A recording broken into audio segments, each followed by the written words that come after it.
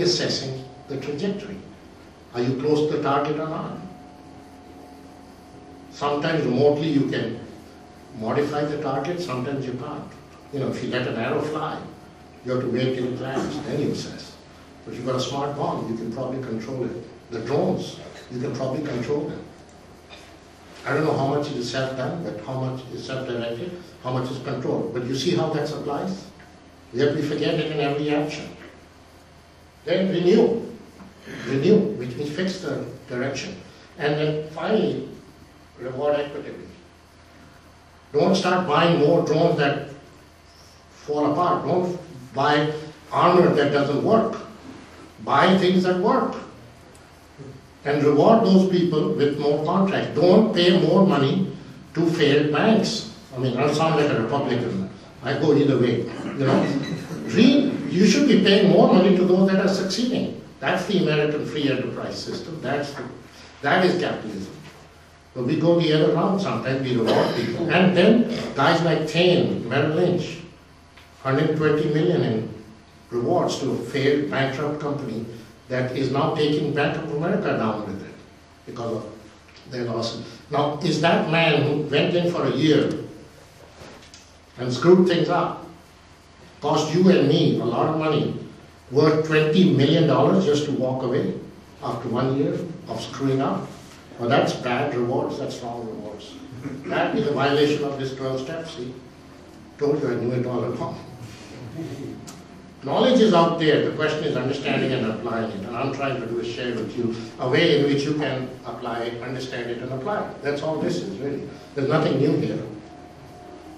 Ecclesiastes says, you know, I put that in my PhD thesis, first line, there's nothing new under the sun. I wasn't thinking philosophically, I was trying to protect my behind. Because the professors, they want something new and innovative. I said, hey, there ain't nothing new. It's just a little bit better way to look at it. Second principle, 5 positive core values, 5 negative. Now we can go and apply this to Volkswagen. Let's just look at the first one. They trusted the state of Tennessee. They trusted the people. You notice how hard the people are working to live up to that trust, to make sure they don't cancel. A lot of plants could get canceled with this economy. And they stuck with it. Because they trust us and we trust them. We trusted them to come through with it. Not just say suddenly put a stop to it. That's a possibility, isn't it? In the river, everything changes all the time. What do you think leaders are? Change agents. Got to be up there, working hard. Any agreement can become a cancelled agreement. So anyway, I won't go through that, but you can see the qualities on the left. And I always tell people, stick with the left. Don't worry about the right so much. It'll take care of itself if you're focusing on the left. You can be in both directions anyway. So don't worry. You know, you walk into a dark room, there's no such thing as removing darkness. You know, darkness is an object. It's just the absence of light. Flick a switch. Don't take a broom and try to chase darkness away. It won't happen. So think positive, work positive, and the rest will take care of itself. Third principle, levels of desire. So if people are acquisitions, you know, hostile takeovers, that's the lust for corporations. For individuals, you know what it does. Take the example of Bill Clinton. He's there representing us, and he's doing something else with his spare time, if he had any spare time. So the lust can get you into a lot of trouble, personally, and corporate-wise, the same thing applies. Then look at the second level, wealth, respect. We do it. By respect here, these are desires of taking, the first two. By respect, I don't mean become self-respect. I mean wanting the respect of others, trying to buy respect. A big donation for a school is a good thing, isn't it? But if I put my name in blazing colors on top of it, then really what I'm doing is I'm buying an ad. That's not the respect I'm talking about. Mother Teresa didn't do that, but she has a lot of respect. See the difference? One is marketing.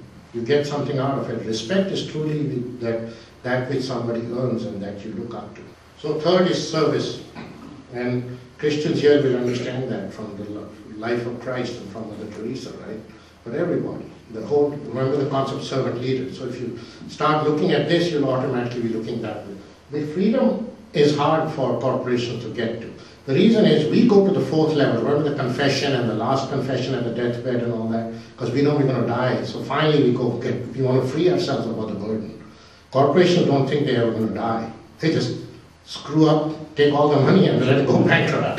They're not looking for freedom, they're looking for escape. Big difference between freedom and escape. So that's why that's level generally, even in a good corporation, it's hard to find. You know the Tanya Foundation, some of you may be familiar with that. They funded the Center of Excellence. That's one reason I came here as a senior fellow many years ago, to the Center of Excellence. So they actually voted to get themselves out of business. They want to be free from it. They gave. That's fourth level. Unusual. And some philanthropic organizations set up for that. And that's what the ultimate nirvana, they call it, you know. And a lot of people, you notice, they'll disassociate themselves, gradually divest, and that's the freedom movement. So ultimately, that's the destination. Okay, fourth principle, basically archetypes of the brook. Okay, good. So, you know, we started off with 20 archetypes. Politician, statesman, businesswoman, businessman. And then we said, you know, that's too many to handle. So, if I look at this room, I can't say that the archetype of the man is 6'1" or 5'11", etc., etc. You know, I can say that, maybe average, but no, none of you may fit that archetype exactly. It's just a representation. So, if you look at these are the important archetypes we found that you come across. You know, a leader is a dreamer, doer, storyteller. An entrepreneur looks for opportunities and strikes with a lot of courage and conviction when there's an opportunity.